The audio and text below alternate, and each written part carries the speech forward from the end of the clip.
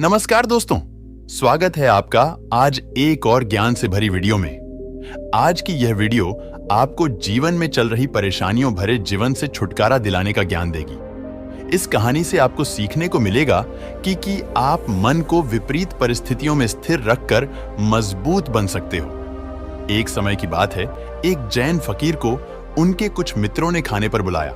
यह घटना है जापान की। यह 7 मंजिला इमारत थी जहां वह लोग ठहरे हुए थे। 7वीं मंजिल पर ही उस घर के मालिक यानी गृहपति ने रहने खाने पीने की सारी व्यवस्था कर रखी थी। उस गृहपति ने दोस्तों और रिश्तेदारों को भी बुलाया था। सभी 7वीं मंजिल पर बैठकर उस जैन फकीर की बातें सुन रहे थे। तभी अचानक भूकंप आ गया। भूकंप आते ही भगदड़ मच गई। जैसे ही भूकंप के झटके महसूस हुए, सभी उठकर बाहर की तरफ भागे। देखते ही देखते दरवाजे और सीढ़ियों पर बहुत भीड़ हो गई। करीब 100 के आसपास लोग थे। सभी भाग रहे थे। वह गृहपति भी भाग रहा था। जब गृहपति लोगों की भीड़ में फंस गया, तभी अचानक उसे याद आया कि कार्यक्रम के मुख्य अतिथि वे जैन फकीर तो कहीं दिख ही नहीं रहे हैं। कहीं वह कमरे में तो नहीं फंसे रह गए। फिर जब वह उन्हें देखने वापस कमरे में गया तो उन्हें देखकर वह दंग रह गया। वह जैन फकीर एकदम शांति से बैठे हुए थे। गृहपति ने मन ही मन हैरानी भरे भाव से बोला, सभी लोग अपनी जान बचाकर भाग रहे हैं, लेकिन यह फकीर तो जरा सा भी विचलित नहीं हुए और ध्यान में मग्न है।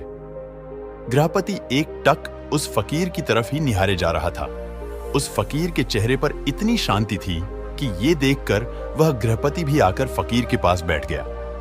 कुछ देर बाद जैन फकीर ने अपनी आंखें खोली और भूकंप की वजह से जिस जगह बात रुक गई थी, उस जगह से उन्होंने अपनी बात जब दोबारा शुरू की तो गृहपति ने कहा, महाराज, अब मुझे कुछ भी याद नहीं कि हम क्या कर रहे थे।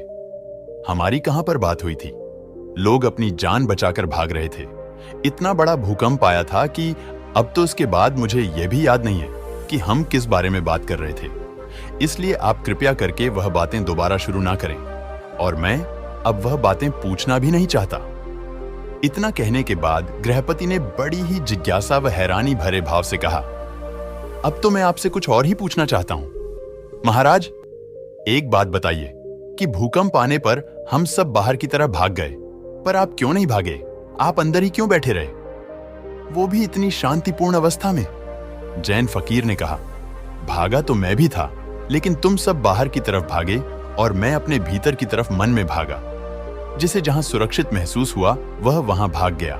लेकिन मैं कहता हूं, तुम्हारा बाहर की तरफ भागना व्यर्थ था, क्योंकि भूकंप 6ठी मंजिल पर भी है और पहली मंजिल पर भी। जो सड़कों पर है वह भी भूकंप के डर से भाग रहे हैं। जिसे जहां सुरक्षित लग रहा है वह वही भागा जा रहा है। सारे लोग बाहर की तरफ भाग रहे थे, क्योंकि यह सब एक ही तरफ भागना जानते हैं। बाहर की तरफ भागना ही इनके लिए एकमात्र भागना है। लेकिन मैं अपने मन में ही यानी भीतर की तरफ भागा, क्योंकि मुझे अपने मन में ही भागना सुरक्षित लगा। मैं अपने मन के भीतर एक ऐसी जगह को जानता हूं जहां कोई भी भूकंप नहीं पहुंच सकता। भूकंप तो छोड़ो, मन के उस स्तर पर कोई डर भी नहीं पहुंच सकता, क्योंकि उस अवस्था में पहुंचने के बाद डर का वजूद ही खत्म हो जाता है। इसीलिए मुझे जैसे ही असुरक्षित लगा, मैं तुरंत ही अपने मन के भीतर चला गया।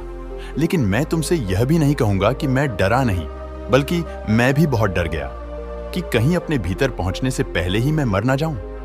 कहीं मेरे भीतर पहुंचने से पहले ही यह बिल्डिंग गिर ना जाए। मैं चिंतित था कि कहीं ध्यान में पहुंचने से पहले ही यह इमारत मुझ पर गिर ना जाए। लेकिन जब मैं एक बार उस अवस्था में पहुंच गया, फिर मुझे कोई चिंता और डर नहीं सता पा रहा था। मन का कौतूहल शांत होकर एक परम शांति को महसूस कर पा रहा था। उस भूकंप की वजह से तो केवल मेरा शरीर ही मरता, क्योंकि मेरा मन तो ध्यान में था। सच कहूं तो मैंने ध्यान में ही अपनी जिंदगी को जिया है और मैं ध्यान में ही मरना चाहता हूं। इसीलिए जैसे ही मैं एक बार उस अवस्था में पहुंच गया, मैं निश्चिंत हो गया, क्योंकि मैंने अपने लक्ष्य को पा लिया था कि मरने को क्या मरना। एक दिन तो सबको मरना है, लेकिन कुछ नासमझ लोगों के लिए मृत्यु एक डर है। वह इसे गलत समझते हैं और इससे पीछा छुड़ाना चाहते हैं, जबकि सच्चाई यह है कि जब आप जन्म से पहले अपनी मां के कोख में पलना शुरू हुए थे, तो उसी क्षण से ही आपने मरना भी शुरू कर दिया था। यानी जन्म से साथ साथ मृत्यु का नाता भी आपसे उसी वक्त जुड़ गया था। और जैसे जैसे आपके जीवन का एक एक दिन बीतता जा रहा था, उसी के साथ साथ आप मृत्यु के और ज्यादा नजदीक पहुंचते जा रहे थे। ध्यान से देखा जाए तो हर दिन जिस प्रकार सूर्य उदय होकर अस्त हो जाता है, उसी प्रकार मानव जीवन भी धीरे धीरे एक दिन इस सूर्य की भांति अस्त हो जाएगा। इसके बाद उस जैन फकीर ने कहा, मैं तुम्हें कोई सिद्धांत नहीं सिखा रहा हूं, बल्कि शराब पिला रहा हूं। पियो, खूब पियो, नाचो गाओ और मुस्कुराओ। जीवन में जितने भी डर मिले, अंदर की तरफ मन में गिर जाओ।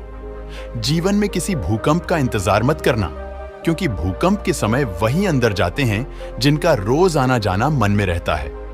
मैं अपने मन में अंदर जा पाया, क्योंकि मैं रोज अपने मन में अंदर जाता हूं और अंदर का यह रास्ता मेरे लिए परिचित था।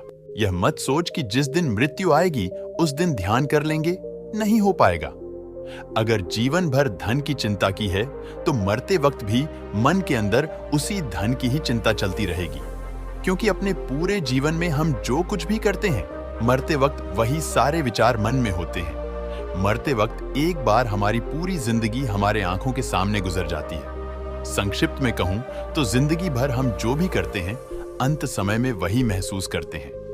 अगर हमने पूरी जिंदगी भर किसी को दुख पहुंचाया है, किसी का दिल से भला नहीं किया, तो अंत समय में हम दुख ही भोग रहे होंगे और दुखी मन से ही मर रहे होंगे। और अगर हमने जिंदगी भर अच्छे काम किए हैं, लोगों की निस्वार्थ मदद की है, तो अंतिम समय पर हमारे पास अच्छे विचार होंगे और हम खुशी खुशी अपना जीवन अलविदा कहेंगे।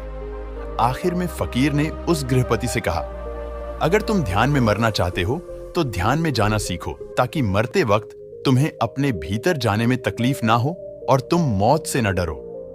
तो दोस्तों, ये वीडियो आपको कैसी लगी कमेंट करके जरूर बताना। हम अपने चैनल पर ऐसी ही तमाम ज्ञान से भरी वीडियो लाते रहते हैं, इसलिए चैनल को सब्सक्राइब जरूर करें। धन्यवाद।